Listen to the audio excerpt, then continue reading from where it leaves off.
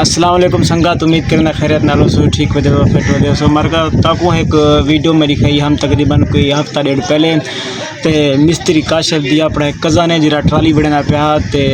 हफ्ता पहले ना वो ट्राली की शुरुआत की थी तक दिखाया हम काम भी होना दिखाया हम ते अज वो जी ट्राली है ना वो बिल्कुल तैयार थी गई है ते तैयार भी थी गई है ते हूँ तो बाद हूँ बी ट्राली भी एक बड़ी है वो तकरीबन होना काम कोई तक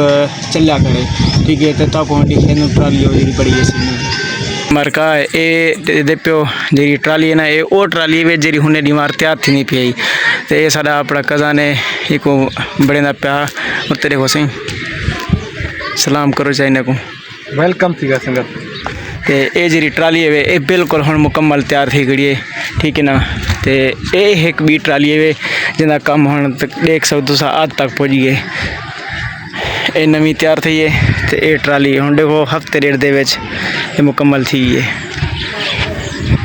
ये पे हफ्ते डेढ़ दे विच ये भी मुकम्मल थी गई है